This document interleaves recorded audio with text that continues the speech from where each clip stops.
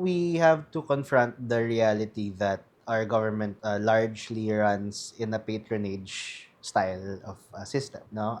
Ako ang may power, ako ang may pera, ibibigay ko tong proyekto na to, no? Susundin niyo lahat ng sasabihin. Kung alam niyo naman pala na bahain yan, bakit hindi na lang kayo umalis? Ano po yung pananaw niyo po sa ganito pong argument? Kailangan natin tingnan yung social conditions and yung sitwasyon kung bakit nandun sila in the first place, no? And unfortunately, the reality is that the government probably has not enough social protection programs, no? Planning schemes, no? And 'di ba, parang outcome talaga siya ng poverty eh. Parang I think yun yung isa sa mga mahirap maintindihan ng mga tao na hindi personal choice ang poverty. Ang paghahanap ng aming mga guest at pagbabahagi ng kanilang kwento ay nangangailangan ng maraming oras. Pero sa tulong nyo, makakadiscover kami ng mga iba't iba pang mga istorya ng ordinaryong Pilipino. Para sa mas magandang community experience, pwede kayo makipag-usap at magtanong ng kahit ano sa aming mga naging guests at manatiling anonymous sa Discord. I-click nyo lamang ang join button para maging isang exclusive member. Maraming salamat!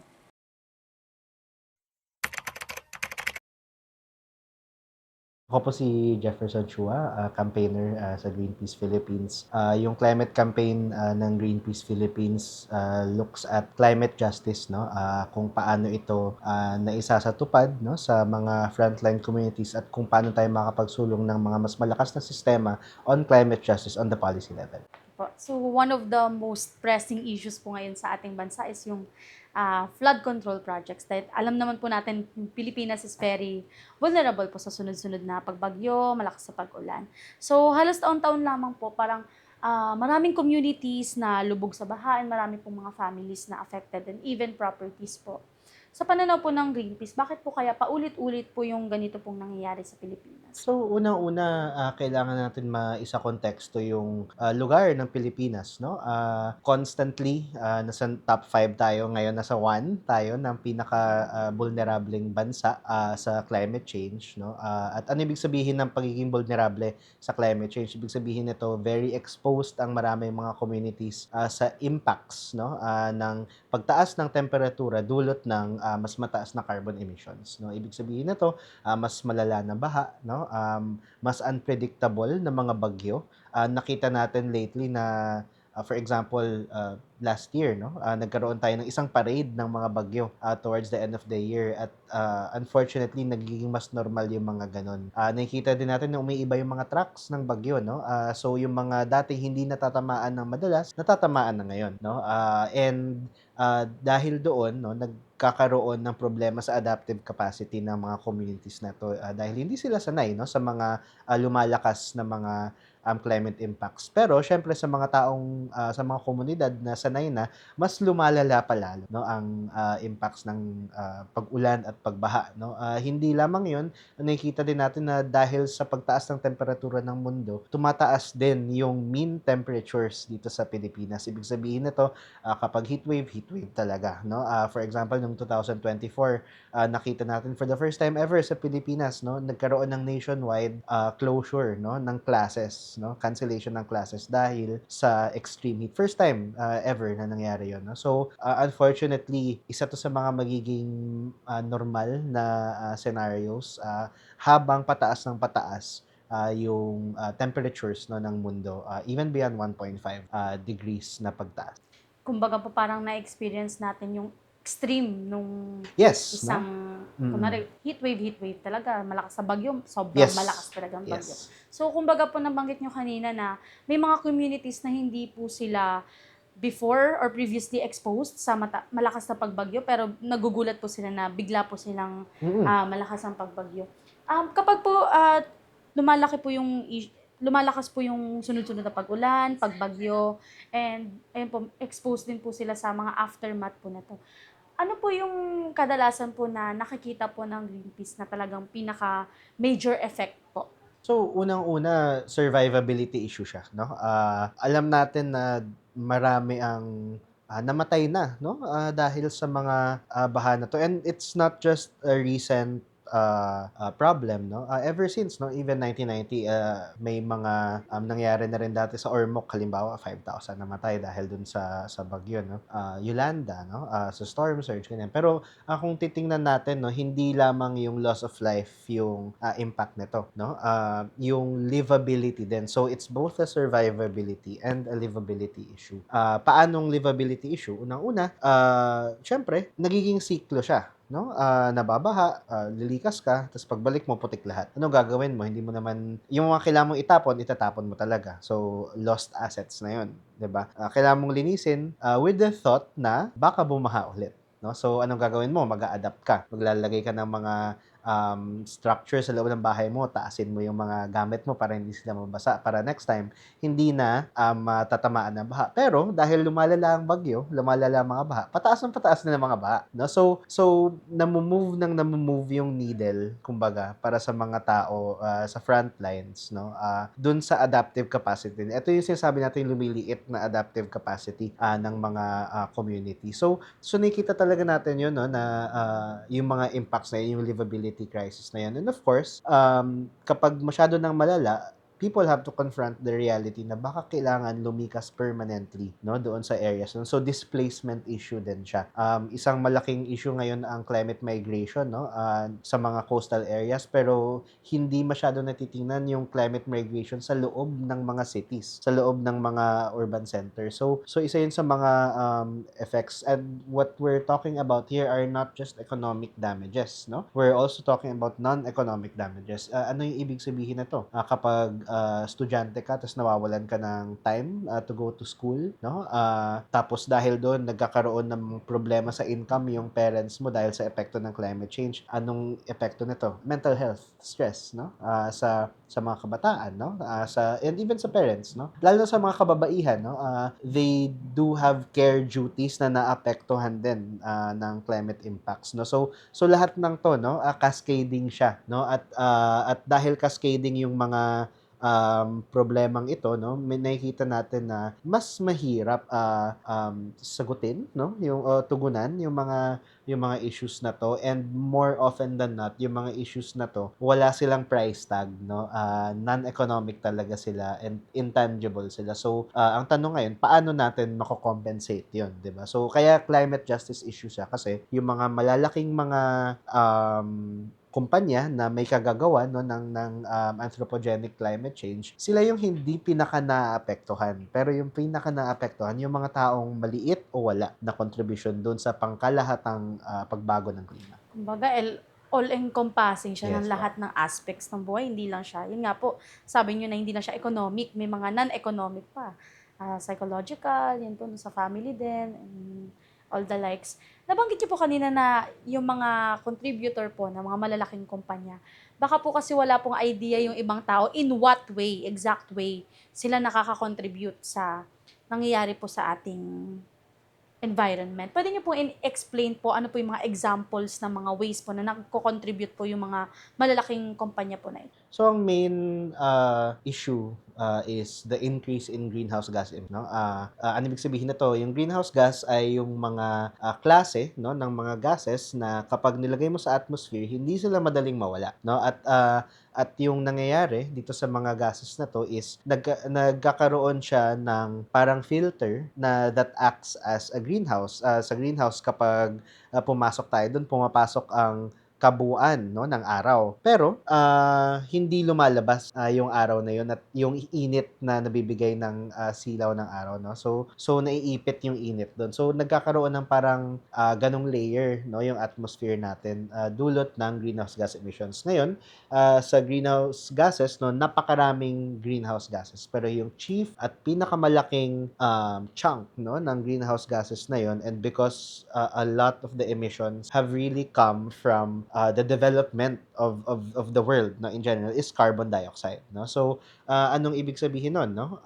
Yung carbon dioxide na ito yung isa sa mga byproducts, no, ng gases na nai-emit kapag kinocombust o sinusunog ang mga fossil fuel. Ang fossil fuels na ito ay ginukuha sa mga areas around the world, katulad ng mga gas deposits, coal deposits, no?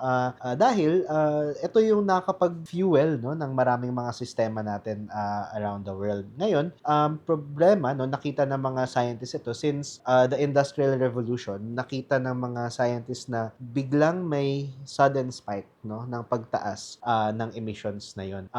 And lumala at patuloy na lumalala, no, ang mga emissions na to. So ano ibig sabihin na to?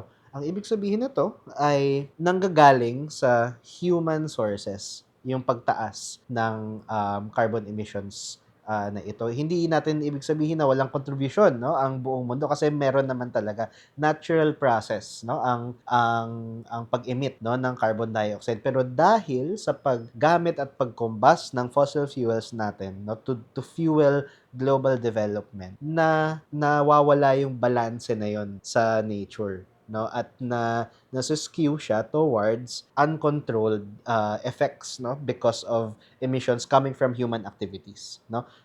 Ano ibig sabihin ng human activities? Hindi lamang ito yung personal na footprint natin, no, sa carbon emissions, kasi lahat naman tayo may carbon emissions. Yung mismong pagkain natin may carbon emission, no? Lahat ng gamit natin dito may carbon emissions. Pero sino ba talaga yung pinakamalaking nag-e-emit, no? And these are really the fossil fuel companies, no? Oil and gas companies that have extracted so much carbon, no, from the earth, no, and na-emit to para mapanatili yung business operations nila. So ito talaga, no, yung isa sa mga pinakamalaki, no, at hindi lamang yung size yung problema, it's also the way they have been doing that, no. Hindi lamang yung laki, no, ng emissions, pero yung profits na generate nila out of that, no. Lalo na yung pinaka natatamaan ng climate change ay yung mga pinaka-vulnerable frontline communities na hindi naman nag-extract ng fossil fuels. Whereas, yung mga nag-extract ng fossil fuels earn billions of dollars, no? And what? Kaya nilang takasan, 'di ba? Ang epekto ng climate change. So yun yung realidad ngayon, no, na we're at this point na halos uncontrolled na yung pagtaas, no. Napakahirap ng kontrolin yung pagtaas ng carbon emissions dahil hindi humihinto yung mga kumpanya na to sa pag-extract, no, ng fossil fuels that cause the emissions and increase the concentration of carbon dioxide in the atmosphere. Again, issue pa rin siya ng climate justice pa rin po. Yes. No? Kasi may certain imbalance and inequities po na nangyayari. Sa tingin niyo po, parang in the futures, kung magpapatuloy po yung ganito pong, nasabi niyo po na uncontrollable na po, no? And mahirap na talagang mag-take ng accountability for this mga malalaking kumpanya. Sa kasalukuyan po nangyayari sa atin, pag nagpatuloy po yung ganito pong sistema, ano po kaya yung magiging itsura po ng flooding situation po sa Pilipinas sa mga susunod na taon? Assuming na walang pagbabago sa global climate negotiations, kasi yun naman yung hope nating lahat, no, na ma-limit to 1.5 degrees yung increase ng global average temperature. Pero no, as we have seen in the past few COPs, no, dumadami yung lobbyists na nangagaling from fossil fuel industries. In fact, no, the number of lobbyists last year in COP outnumber, no, the delegates of the top 10 most vulnerable countries in the world. Ganon kadami, no, yung lobbyists na nandun. So mahirap, no. So assuming na nag-fail, no, at saka on the international level yun, no, on the national level may kailangan pa tayo ma-confront na issue ng corruption, no, na nakita natin last year, no, na nakaapekto sa chances and sa adaptive capacities ng communities. Kung kinukupit yung pera na para naman sa pagprotekta ng mga communities, ano pa yung fighting chance na matitira for community. So yung kapag uncontrolled, kapag runaway impacts ito, unfortunately ang mangyayari is more and more people really get exposed, no, to flooding. And not only that, no, kapag natapos na yung epekto ng flooding, paulit-ulit pa siya, tapos pagtapos ng wet season, pagdating ng dry season, exposed din sila sa vulnerabilities ng extreme heat, 'di ba? So nagko-compound na, no? May tinatawag yung ilang mga scientists na climate poverty trap, no?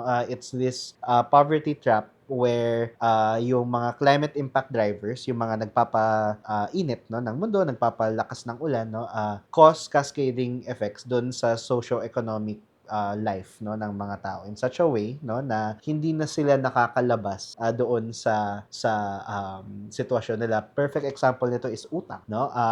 Fisher folk ako, halimbawa. Lalabas ako magpapalaot ako, kailangan ko ng puhunan, no. Para may puhunan, kailangan ko ng kita sa dagat, pero dahil sa climate change, dahil umiinit ang panahon, lumalalim yung mga isda. So, mas mahirap silang hulihin, di ba? Ang nangyayari dito, mas konti yung kita ko. At dahil konti yung kita ko, no, para sa puhunan, kailangan ko mangutang. At dahil na patuloy yung init, no, or sabihin natin may bagyong dadaan, pagbabawalan ako ng Coast Guard na lumabas, magpalaot, no, mawawalan ako ng kita, no. So anong gagawin ko? Mangungutang ulit ako, 'di ba? At yung usually, unfortunately, no, yung mga loan facilities dito sa mga areas na to, 5-6, no? Predatory, no? So naiipit yung mga tao sa ganong klaseng cycle. At unfortunately, hindi lang yun for fisherfolk. A lot of vulnerable sectors naiipit sa ganong sitwasyon, no? So yun yung isa sa mga pinakamalaking impacts na kapag unmitigated yung mga impacts na to, na posibleng mas maraming tao ang may ipit sa ganong klaseng trap. Ano naman po yung opinion nyo po pag may mga tao po na nagsasabi sa mga vulnerable communities na to na bakit pa kasi kayo nag-stay dyan sa lugar na yan? Kung alam niyo naman pala na bahain yan, bakit hindi na lang kayo umalis? Ano po yung pananaw niyo po sa ganito pong argument? Kailangan natin tingnan yung social conditions and yung sitwasyon kung bakit nandun sila in the first place, no? And unfortunately, the reality is that the government probably has not enough social protection programs, no? Planning schemes, no? And 'di ba, parang outcome talaga siya ng poverty eh. Parang I think yun yung isa sa mga mahirap maintindihan ng mga tao, na hindi personal choice ang poverty, no? Hindi siya parang, ay, gusto kong maging mahirap ngayon. Hindi naman siya ganun eh, 'di ba? Ano siya, pinataw siya na sitwasyon, no? Dahil sa dekada-dekadang korupsyon, no?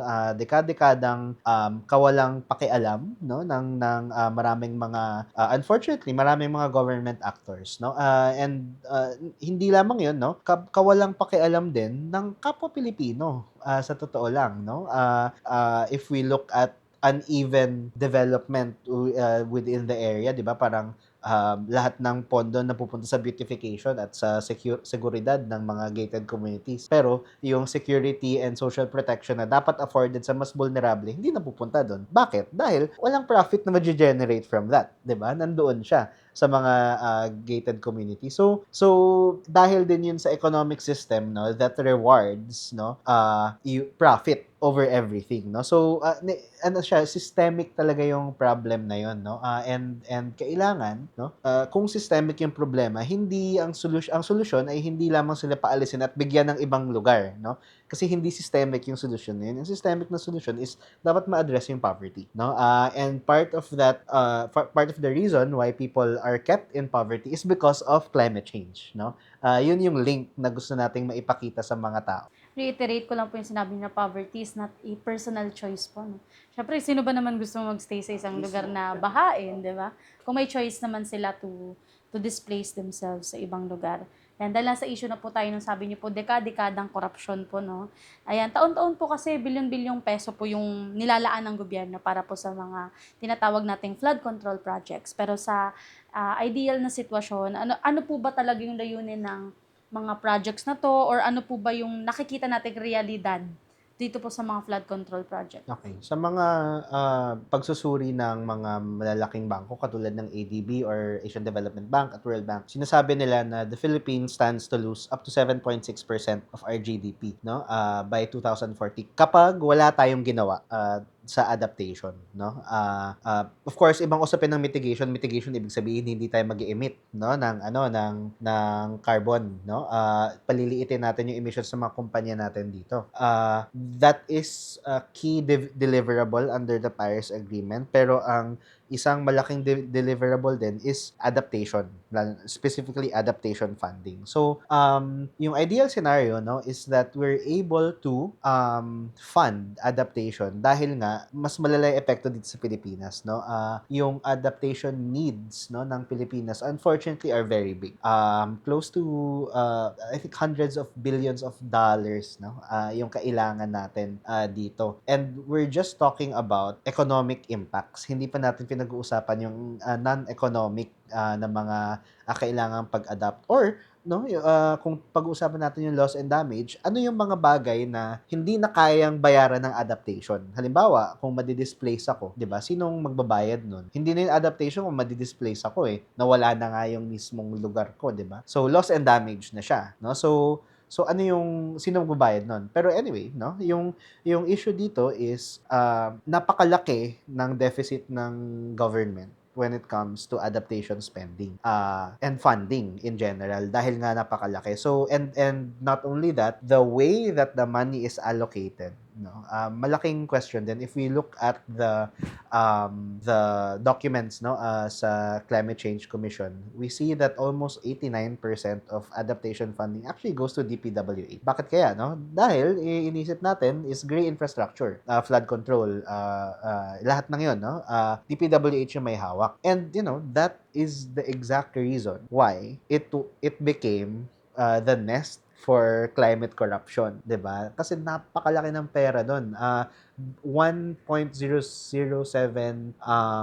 billion, no? Yung binigay, no, sa DPWH just for flood control projects, no? So and of that percentage, sabi ni Mayor Magalong and ni Senator Tulfo last year nung sumabog yung flood control controversy, up to 70% of the funding from DPWH was actually corrupted, no, which amounts to almost 700, no, million pesos, no. So siguro ang issue is less about money kasi malaki naman talaga yung pangangailangan. Malaki talaga. Hindi talaga kaya ng gobyerno masagot ang lahat ng mga adaptation spending, no. That's the fact. Pero sa maliit na natirang pera, no, ng gobyerno, nakukupit pa, no. So maliit na nga yung pera, ninanakaw pa. So wala na talaga yung natitira, no, para sa frontline committees. So yun yung main issue, no. It's not just funding in general, pero access, no, and also corruption, no, that lessens the adaptive capacity of a lot of communities in the frontline. Ibig sabihin po parang ano siya aside from yung nabanggit niyo po kanina na pera, established na talaga na may corruption pong Yes. nangyari sa funding po ng mga flood control projects. Pero aside po from the economic or like the funding side po, alam din po natin na most of these flood control projects is nag-boom din po yung issue na yun because of the structural integrity, yung pagiging substandard daw po ng mga materials na ginamit sa mga projects na to. Sa tingin niyo po, aside from the side of like money or yung amount ng pera, ano po sa tingin niyo yung nire-reflect po ng mga ganitong issue po when it comes po sa pagpaplano po ng government? We have to confront the reality that our government largely runs in a patronage style of system, no. Ako ang may power, ako ang may pera, ibibigay ko tong proyekto na to, no, susundin niyo lahat ng sasabihin, no. Ako yung patron niyo, ako yung magbibigay, no, ng ginhawa sa buhay niyo, no. Unfortunately, this is a colonial relic from us, no, na natutunan natin across history na ganito yung pamamaraan ng governance, no. And that's very systemic, no. Napakalaki nung issue na yon. Pero unfortunately may real world effects kasi yun and we've seen that in the flood control controversy na it's a governance issue, no.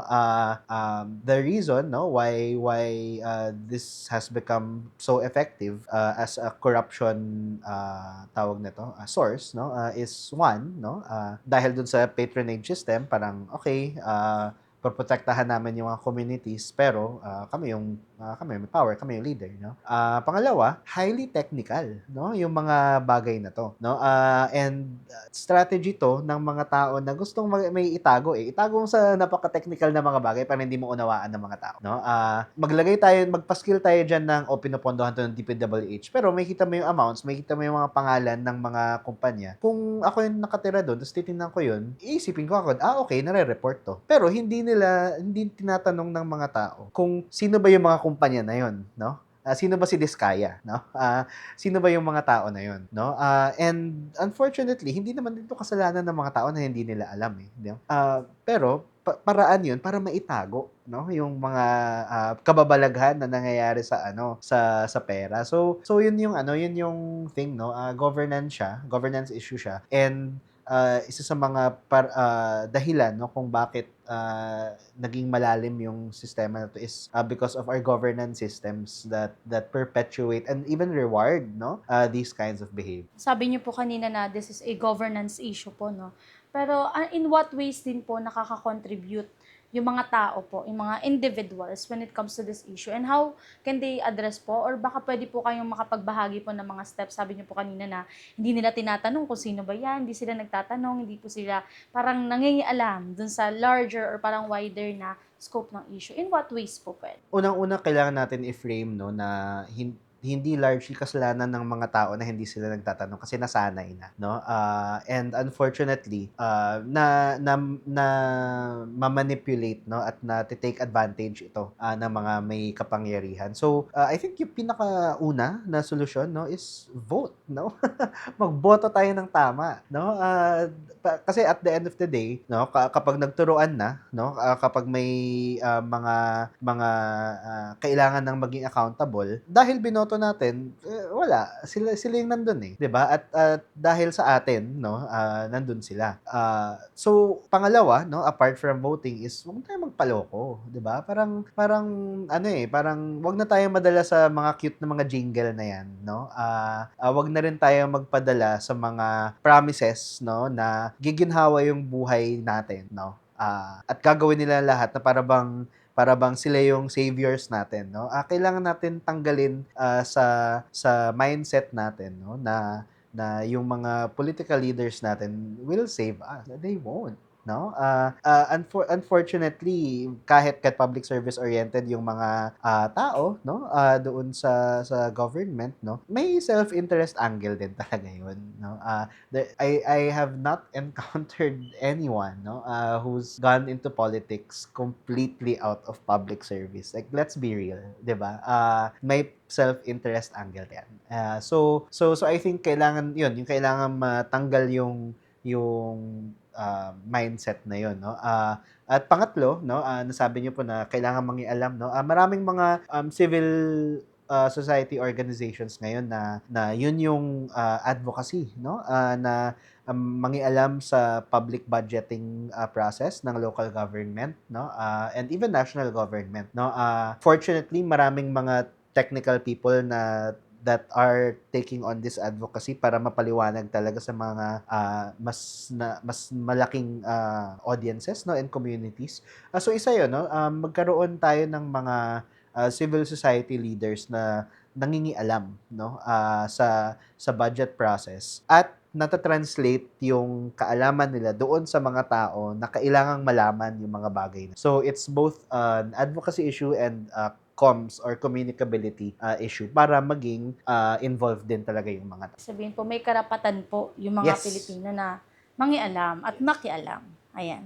So, dahil tapos na po tayo dun sa accountability, and moving forward po, ano po ang stand naman po ng Greenpeace when it comes to the alternative solutions or better solutions po, long-term solutions na dapat pong pagtuunan po ng gobyerno kaysa umasa lamang po tayo dun sa mga nasanay na tayo sa narrative na resilience or pagkakaroon ng mga band-aid solutions po? Ayun, I think yun yung magandang panimula doon, no, na nasanay tayo sa resilience, or nasanay tayo na sinasabihan tayo maging resilient, no? Kasi resilient naman talaga tayo. Pero ano ba yung ibig sabihin nun, no? Ibig sabihin ba nun umasa sa mga government projects, no, na alam natin kinukupit naman ng mga project developers? Hindi, no? Ang ibig sabihin nito, sometimes it needs, people taking matters into their own hands, no? Ano ibig sabihin nun? Isa sa mga key na sinuportahan ng Greenpeace Philippines, no, is yung laban ng mga community sa Bohol, for example, sa damages, dahil sa damages ng Typhoon Odette. Ang ginawa nila, kinasuhan nila yung isa sa mga pinakamalaking kumpanya sa mundo, Shell, no, for the damages that they have experienced nung 2021 typhoon na yon, Typhoon Odette. Tapos napaka out of this world din kung tutuusin yung solution na yun, kasi 'di ba parang fisher folk sa Bohol, no, taking on one of the biggest companies in the world, no. So may ganung mga hakbang, may mga taong ganun kalakas, no, yung paninindigan, no. Sa atin, no, sa ibang mga paraan din, no, I think the government needs to finally realize, no, and this goes back to my point a while ago, na the government does not have enough money, no, to answer the increasing adaptation needs of a lot of Filipinos. So ang tanong is, sino yung magbabayad, no? Maraming paraan para pabayarin ang mga may salarin sa climate change, which is yung oil and gas companies. May mga sinusulong na mga polisiya on climate accountability, katulad ng Climate Accountability Bill na pinag-uusapan sa Kongreso ngayon, where magkakaroon ng sistema na yung mga companies na to, kapag nag-exceed sila sa emissions nila, is kukunan sila ng pera, no?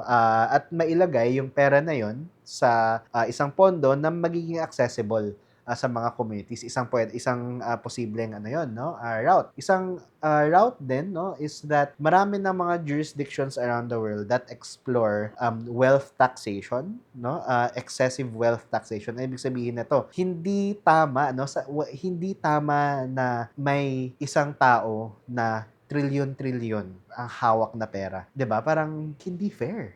Kahit isipin mo lang, parang mali 'yun, maling-mali 'yun, no?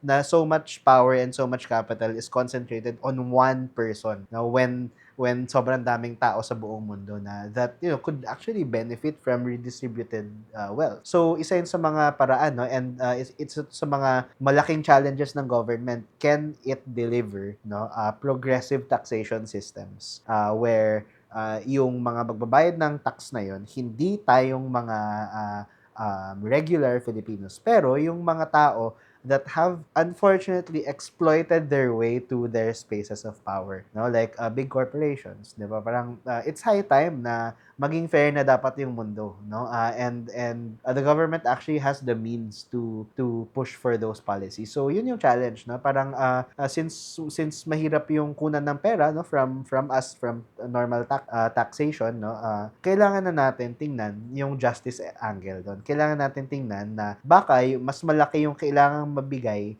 ng mga tao, no, that have knowingly contributed to climate change, no, at pondohan yung survival ng mga Filipino. Kumbaga parang this supports the argument na walang ethical na trillionaire or billionaire Mismo. at some Yes. point may inexploit talaga yan na group of people. So sa tingin niyo po kaya parang in 10 years or 5 years, ano po kaya ang kalagayan po ng bansa natin when it comes to addressing different climate issues po?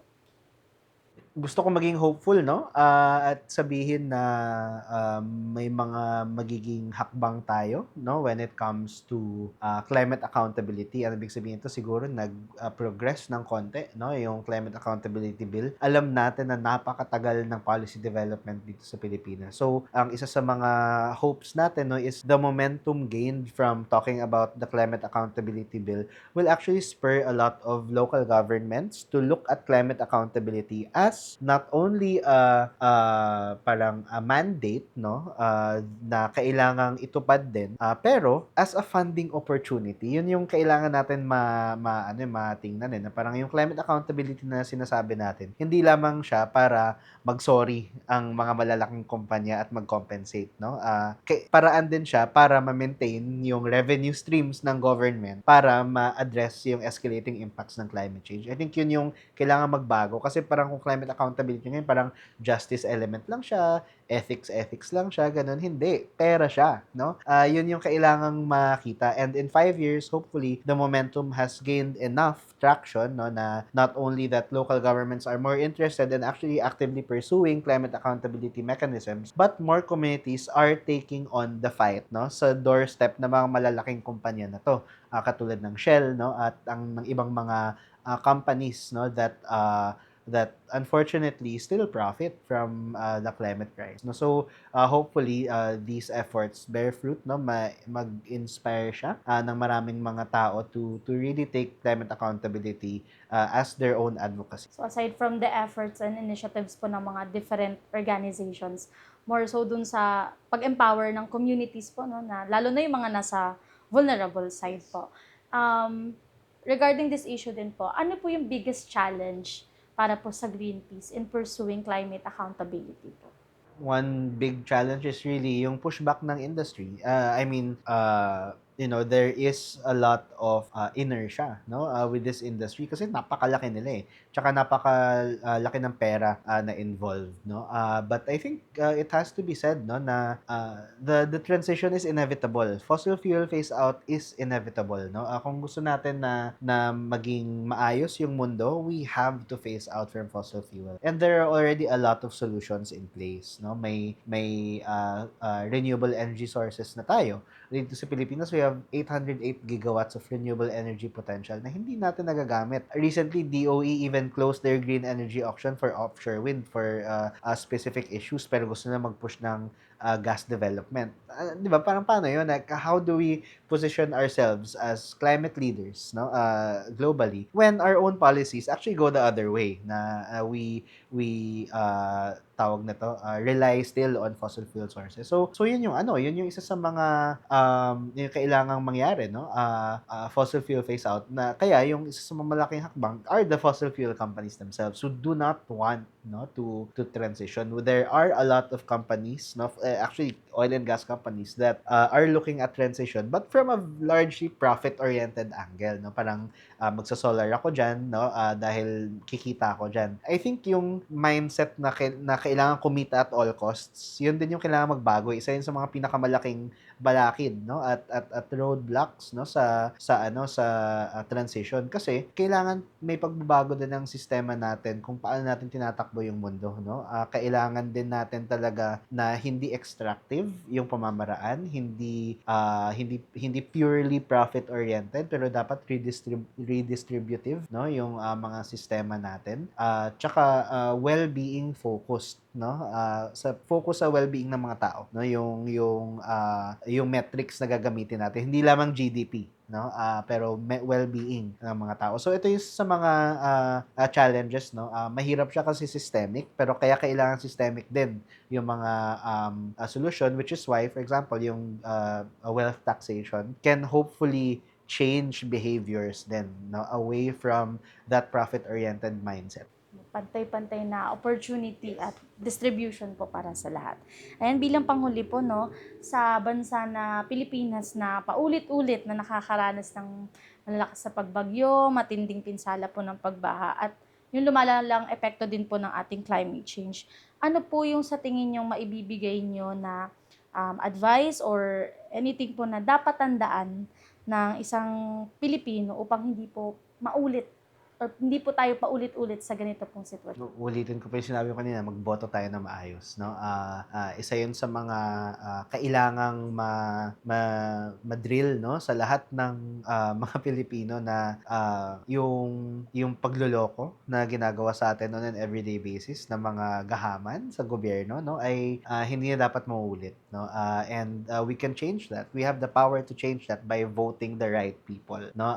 And we vote the the right people by not taking what they say at face value, no? May sarili din tayo na pananaliksik na kailangan. At hindi naman natin kailangan gawin 'to mag-isa, no? Kailangan sabay-sabay natin gawin 'to, no?